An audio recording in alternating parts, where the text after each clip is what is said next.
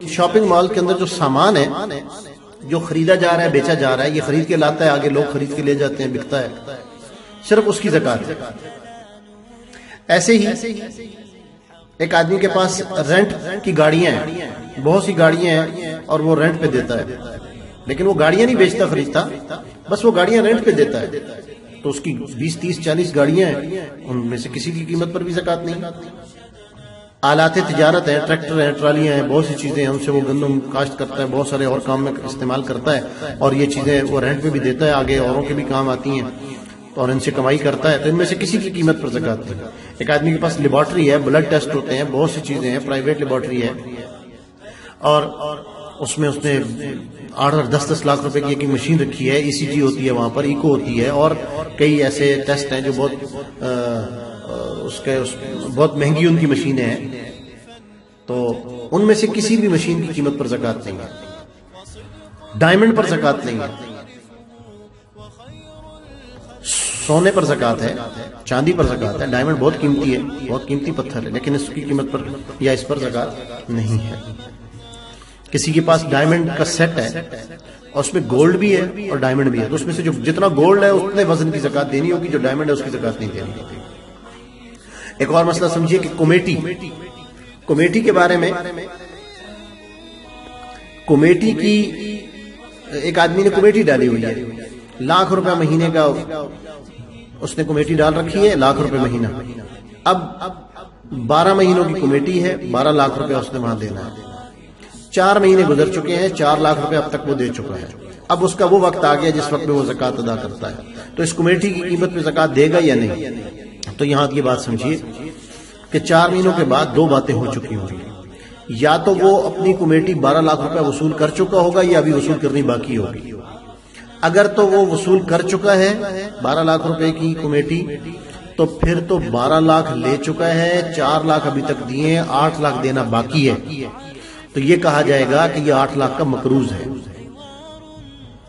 لہٰذا اس کے پاس موجود رقم میں سے 8 لاکھ منفی کر دے گا باقی کی زکات ادا کرے گا۔ موجود رقم تھی اس کے پاس 50 لاکھ تو 8 لاکھ کا یہ مقروض ہے 50 میں سے 8 مائنس کر دیں پیچھے 42 لاکھ روپے اس کا ذاتی بچتا ہے 42 لاکھ کی یہ زکات ادا کرے گا۔ اور دوسری صورت یہ ہوگی کہ ابھی تک اس نے کمیٹی لی نہیں تو پھر جو 4 لاکھ یہ اب تک دے چکا ہے 4 مہینوں میں وہ اس کے پیسے ہیں جو کسی کے پاس امانتاً موجود ہیں اور اس کو بعد میں ملنے ہیں لہٰذا یہ اپنے ان 4 لاکھ روپے کی صرف زکات ادا کرے گا۔ اس کے بعد یہ سمجھیے کہ ایک مسئلہ تکافل ہے اور انشورنس ہے دونوں کو میں الگ الگ بیان کر دیتا ہوں۔ تکافل انشورنس کا حلال راستہ ہے پاک سود سے پاک راستہ ہے۔ کسی آدمی نے تکافل کا پلان لے رکھا ہے 20 سال کا ہر سال اس میں وہ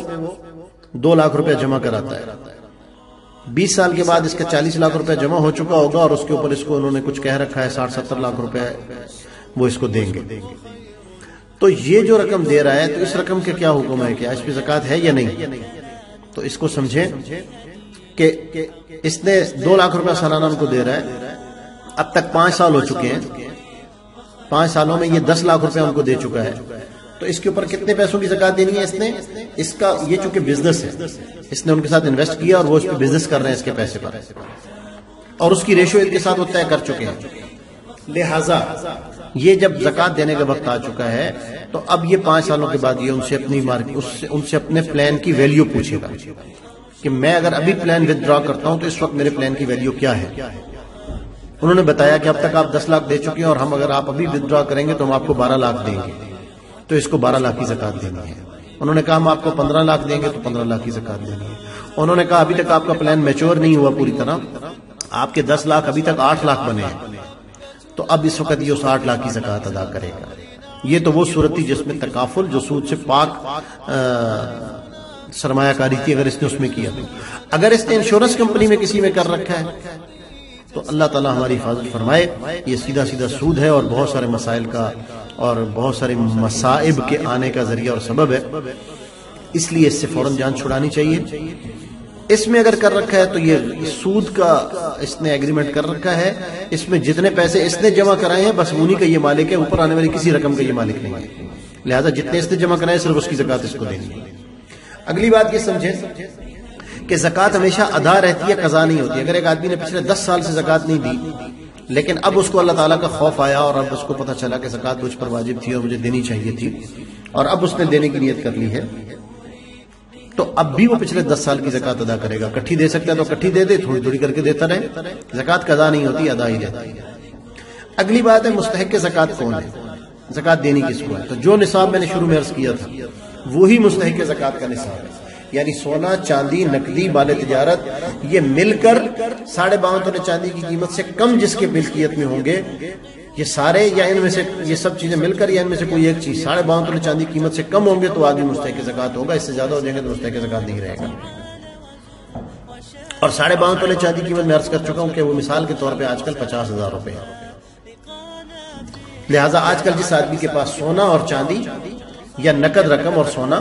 یا مال تجارت اور سونا یا مال تجارت اور نقد رقم مل ملا کر سب چیزیں یہ چاروں اکٹھی ہو کر 50,000 سے اوپر ہیں تو وہ آدمی زکوٰۃ نہیں لے سکتا. وہ آدمی مستحق زکوٰۃ نہیں، اگرچہ غریب ہے لیکن زکوٰۃ لینے والوں کی فہرست سے وہ نکل چکا ہے. اچھا، زکوٰۃ کی ادا کرنے کے لیے یہ 2 شرط، ایک تو میں نے عرض کر دی کہ وہ صاحب نصاب نہ ہو، دوسری بات یہ کہ اس کو زکوٰۃ ادا کرتے وقت آپ نے مالک بنا دیا. جو زکوٰۃ آپ نے دی آپ اس کو مالک بنا دیں. یعنی زکوٰۃ آپ کی تب ادا ہوگی جب آپ تملیک کر دیں گے، مالک بنا دیں گے. اگر آپ نے اگلے شخص کو مالک نہیں بنایا تو زکوٰۃ ادا نہیں ہوگی. مالک کس طرح بنایا جاتا ہے؟ مالک کا مطلب یہ ہوتا ہے کہ اس کو ہدیے کا لفظ بول دیا، گفٹ بول دیا، تحفہ، انعام، ناقابل واپسی رقم، اسے یہ پتہ چل گیا کہ یہ رقم ناقابل واپسی ہے، میں اس کا مالک بن گیا، تو اس سے زکوٰۃ ادا ہو جاتی ہے. لیکن اس کو یہ بتانا ضروری نہیں ہوتا کہ یہ زکوٰۃ ہے.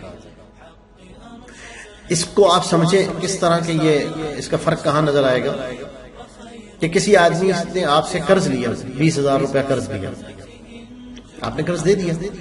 کچھ عرصے کے بعد اس نے جو وقت دے رکھا تھا اس پہ واپس نہیں کیا، اور آپ کے زکوٰۃ ادا کرنے کا وقت آ گیا اور آپ نے سوچا کہ وہ آدمی بہت غریب ہے اور وہ زکوٰۃ وہ رقم واپس نہیں کر سکے گا، یا واپس کر بھی سکے گا تو میں چلو اس کو وہ پیسے زکوٰۃ میں معاف کر دیتا ہوں، اور اپنے پاس میری زکوٰۃ بنتی ہے 1 لاکھ روپیہ، میں 80,000 ادا کر دیتا ہوں، 20,000 اس کا قرض معاف کر دیتا ہوں تو میرا 1 لاکھ پورا ہو جائے گا. تو آپ ایسا نہیں کر سکتے. کیوں؟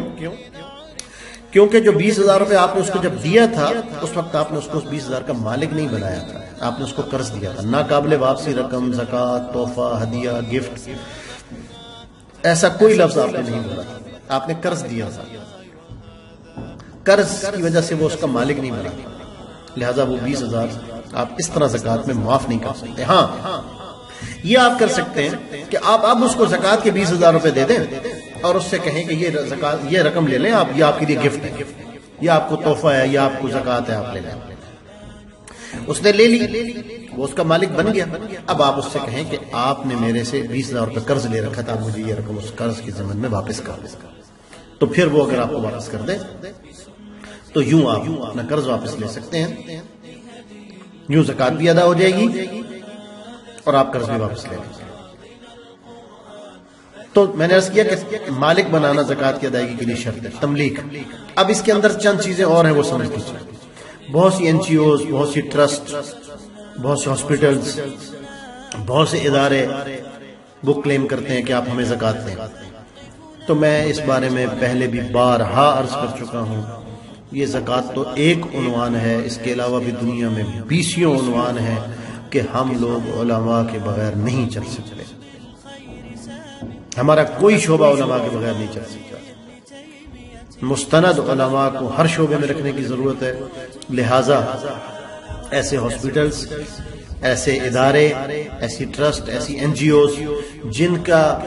جن کا نظام مستند علماء کے پاس نہیں ہے، ان پر ایسا اعتماد مت کریں کہ آپ انہیں اپنی زکوٰۃ کی رقم یوں اندھا دے دیں. یا تو وہ ان کا نظام علماء کے پاس ہو، یا ان لوگوں نے علماء سے مل کر اس کے پورے مسائل اچھی طرح سے سیکھ لیے ہوں، تو پھر آپ ان کو اپنی زکوٰۃ دیں. ورنہ ایسا اندھا اعتماد مت کریں، اپنی زکوٰۃ کو ضائع مت کریں. زکوٰۃ اللہ نے آپ کے اوپر فرض کی ہے تو اس کو ٹھیک طریقے سے اس کا ادا کرنا، اس کو ٹھیک جگہ تک پہنچانا، یہ آپ کی ذمہ داری ہے. لہذا ایسی NGOs، جو مثلا ایک ہاسپٹل ہے، وہ آپ سے کہہ رہا ہے کہ آپ زکوٰۃ دے دیں، آپ نے زکوٰۃ دے دی، ان کے پاس ایک سال میں 50 لاکھ روپیہ زکوٰۃ کا اکٹھا ہو گیا، اور انہوں نے جا کے اس میں سے 30 لاکھ کی ایک مشین خرید لی، 20 لاکھ کی ایک مشین خرید کے لے آئے، تو زکوٰۃ تو ادا ہوئی نہیں کسی